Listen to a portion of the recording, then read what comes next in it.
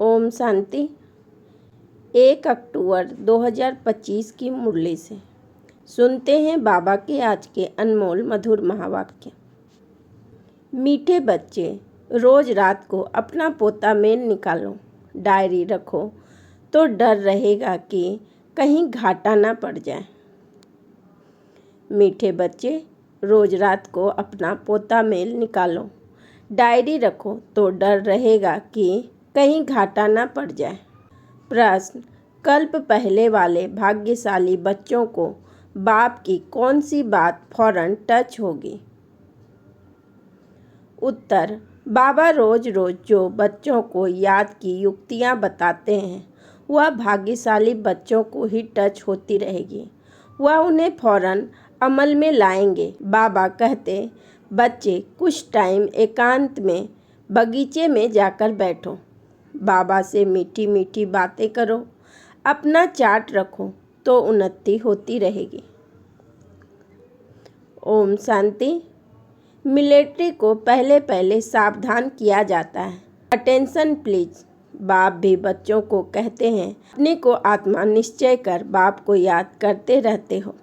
बच्चों को समझाया है, यह ज्ञान बाप इस समय ही दे सकते हैं, बाप ही पढ़ाते हैं। भगवान वाच है ना, मूल बात हो जाती है यह कि भगवान कौन है, कौन पढ़ाते हैं। यह बात पहले समझने और निश्चय करने की होती है। यह बात पहले समझने और निश्चय करने की होती है, फिर अतीन्द्रिय सुख में भी रहना है। आत्माओं को बहुत खुशी होनी चाहिए, हमको बेहद का बाप मिला है। बाप एक ही बार आकर मिलते हैं वर्षा देने। किसका वर्षा? विश्व की बादशाही का वर्षा देते हैं। 5000 वर्ष पहले मिसल, यह तो पक्का निश्चय है। बाप आया हुआ है, फिर से सहज राजयोग सिखलाते हैं। सिखलाना पड़ता है, बच्चों को कोई सिखलाया नहीं जाता है। आपे ही मुख से मम्मा बाबा निकलता रहेगा, क्योंकि अक्षर तो सुनते हैं ना। यह है रूहानी बाप। आत्मा को आंतरिक गुप्त नशा रहता है, आत्मा को ही पढ़ना है। परमपिता परमात्मा तो नॉलेजफुल है ही, वह कोई पढ़ा नहीं है, उनमें नॉलेज है ही। किसकी नॉलेज है? यह भी तुम्हारी आत्मा समझती है। बाबा में सारे सृष्टि के आदि मध्य अंत की नॉलेज है। कैसे एक धर्म की स्थापना और अनेक धर्मों का विनाश होता है, यह सब जानते हैं। इसलिए उनको जानी जाननहार कह देते हैं। जानी जाननहार का अर्थ क्या है, यह कोई भी बिल्कुल जानते नहीं है। अभी तुम बच्चों को बाप ने समझाया है कि यह स्लोगन भी जरूर लगाओ कि मनुष्य होकर अगर क्रिएटर और रचना के आदि मध्य अंत को, ड्यूरेशन रिपीटेशन को नहीं जाना तो क्या कहा जाए। यह रिपीटेशन अक्षर भी बहुत ज़रूरी है। करेक्शन तो होती रहती है ना। गीता का भगवान कौन, यह चित्र बड़ा फर्स्ट क्लास है। सारे वर्ल्ड में यह है सबसे नंबर 1 भूल। परमपिता परमात्मा को ना जानने के कारण फिर कह देते सब भगवान के रूप हैं। जैसे छोटे बच्चे से पूछा जाता है, तुम किसका बच्चा है? कहेंगे फलाने का। फलाना किसका बच्चा है? फलाने का। फिर कह देते वह हमारा बच्चा है। वैसे यह भी भगवान को जानते नहीं तो कह देते हम भगवान हैं। इतनी पूजा भी करते हैं परंतु समझते नहीं। गाया जाता है ब्रह्मा की रात, तो जरूर ब्राह्मण ब्राह्मणिया की भी रात होगी। यह सब धारणा करने की बातें हैं। यह धारण उनको होगी जो योग में रहते हैं। याद को ही बल कहा जाता है। ज्ञान तो है सोर्स ऑफ इनकम। याद से शक्ति मिलती है, जिससे विकर्म विनाश होते हैं। तुम्हें बुद्धि का योग बाप से लगाना है।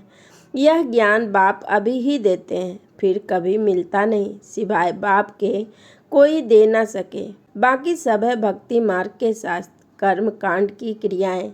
उनको ज्ञान नहीं कहेंगे। स्पिरिचुअल नॉलेज एक बाप के पास है और वह ब्राह्मणों को ही देते हैं, और कोई के पास स्पिरिचुअल नॉलेज होती नहीं। दुनिया में कितने धर्म मठ पंथ हैं, कितनी मतें हैं। बच्चों को समझाने में कितनी मेहनत होती है, कितने तूफान आते हैं। गाते भी हैं, नैया मेरी पार लगाओ। सबकी नैया तो पार नहीं जा सकती। कोई डूब भी जाएगी, कोई खड़ी हो जाएगी। 2-3 वर्ष हो जाते हैं, कईयों का पता ही नहीं। कोई तो पुर्जा पुर्जा टुकड़े टुकड़े हो जाते हैं, कोई वहाँ ही खड़े हो जाते हैं। इसमें मेहनत बहुत है। आर्टिफिशियल योग भी कितने निकले हैं, कितने योग आश्रम हैं। रूहानी योग आश्रम कोई हो ना सके, बाप ही आकर आत्माओं को रूहानी योग सिखलाते हैं। बाबा कहते हैं यह तो बहुत सहज योग है, इन जैसा सहज कुछ भी है नहीं। आत्मा ही शरीर में आकर पाठ बजाती है। 84 जन मैक्सिमम है, बाकी तो कम कम होते जाएंगे। यह बातें भी तुम बच्चों में कोई की बुद्धि में है। बुद्धि में धारना बड़ा मुश्किल होती है। पहली बात बाप समझाते हैं, कहाँ भी जाते हो तो पहले पहले बाप का परिचय दो। बाप का परिचय कैसे देवें, इसके लिए युक्ति रची जाती है। वह जब निश्चय हो तब समझे बाप तो सत्य है। जरूर बाप सत्य बातें ही बताते होंगे, इसमें संशय नहीं लाना चाहिए। याद में ही मेहनत है, इसमें माया ऑपोजिशन करती है, घड़ी घड़ी याद भुला देती है। इसलिए बाबा कहते चार्ट लिखो, तो बाबा भी देखे कौन कितना याद करते हैं। 1/4% भी चार्ट नहीं लिखते। कोई कहते हैं हम तो सारा दिन याद में रहता हूँ। बाबा कहते हैं यह तो बड़ी मुश्किल है। सारा दिन रात तो बांधेलियाँ जो मार खाती रहती वह याद में रहती होगी। शिव बाबा कब इन संबंधियों से हम छूटेंगे? आत्मा पुकारती है, बाबा हम बंधन से कैसे छूटें? अगर बहुत कोई याद में रहते हैं तो बाबा को चार्ट भेजें। डायरेक्शन मिलते हैं। रोज रात को अपना पोता मेल निकालो, डायरी रखो। डायरी रखने से डर रहेगा हमारा घाटा ना निकल आए। बाबा देखेंगे तो क्या कहेंगे, इतने मोस्ट बिलवेट बाबा को इतना समय ही याद करते हो।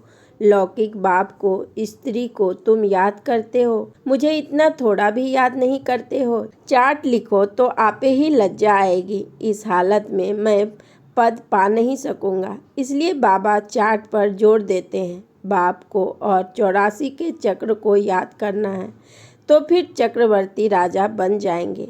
आप समान बनाएंगे तब तो प्रजा पर राज्य करेंगे। यह है ही राजयोग, नर से नारायण बनने का। एम ऑब्जेक्ट यह है, जैसे आत्मा को देखा नहीं जाता समझा जाता है, इसमें आत्मा है यह भी समझा जाता है।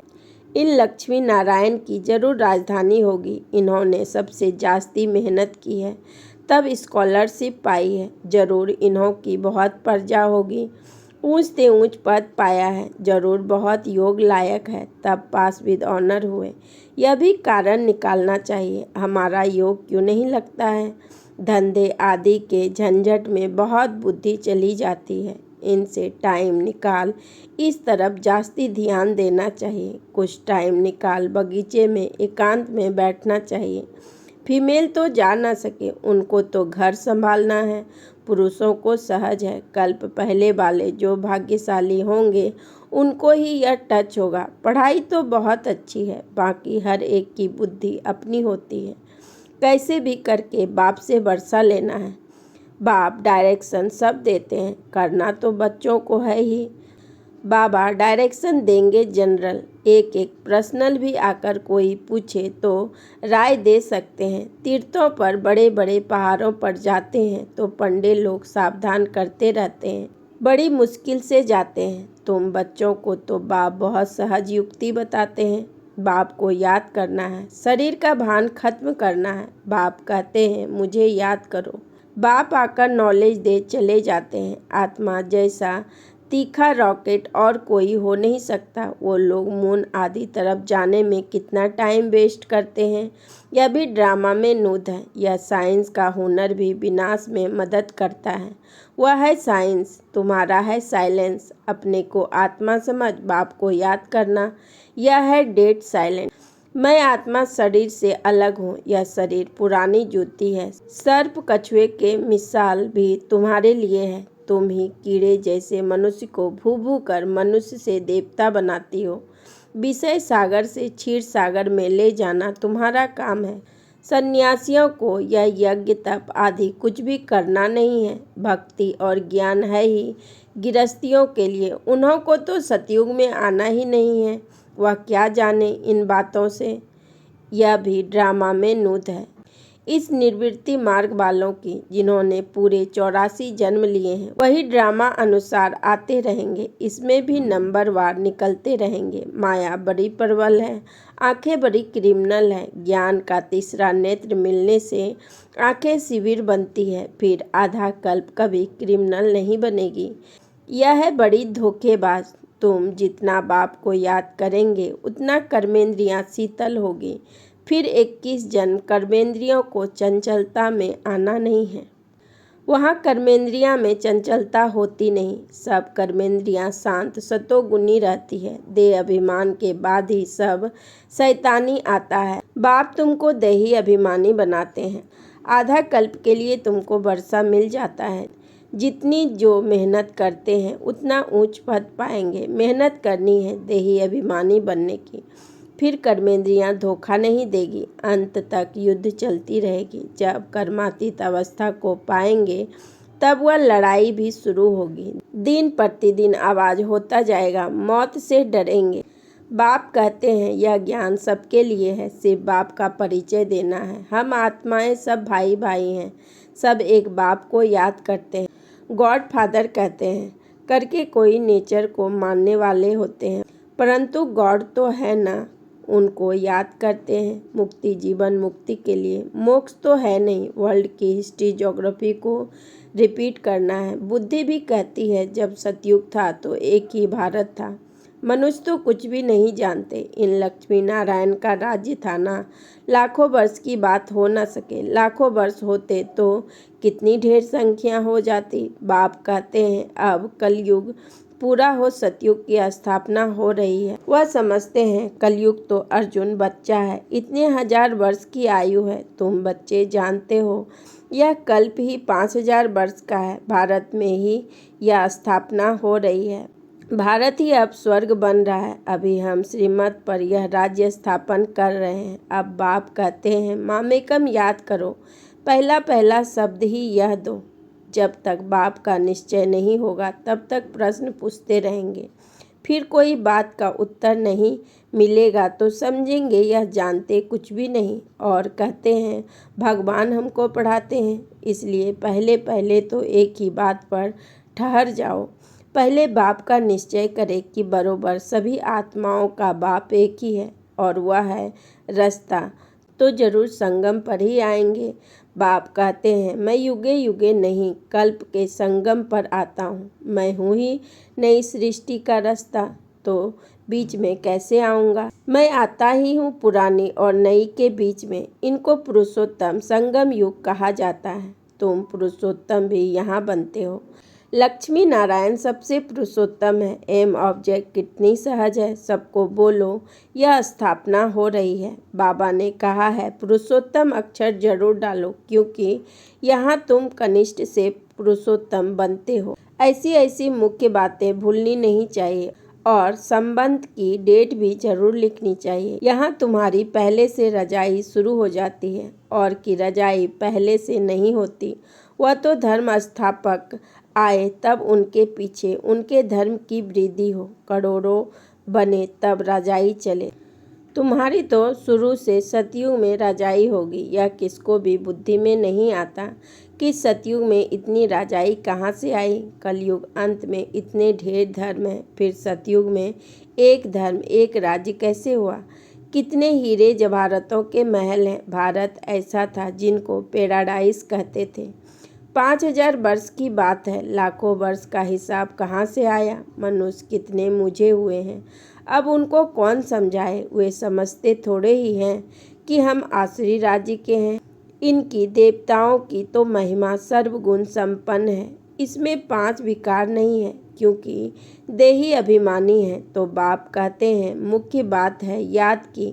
84 जन्म लेते लेते तुम पतित बने हो, अब फिर पावन बनना है। यह ड्रामा का चक्र है। अच्छा, मीठे मीठे सिक्की लदे बच्चों प्रति माता पिता बाप दादा का याद प्यार और गुड मॉर्निंग।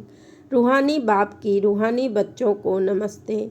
हम रूहानी बच्चों की रूहानी बाप दादा को पदम गुना नमस्ते नमस्ते नमस्ते। Good morning. शुक्रिया बाबा, शुक्रिया। धारणा के लिए मुख्य सार। नंबर 1, ज्ञान के तीसरे नेत्र को धारण कर अपनी धोखेबाज आँखों को शिविर बनाना है। याद से ही कर्मेंद्रियाँ शीतल सतोगुनी बनेगी, इसलिए यही मेहनत करनी है।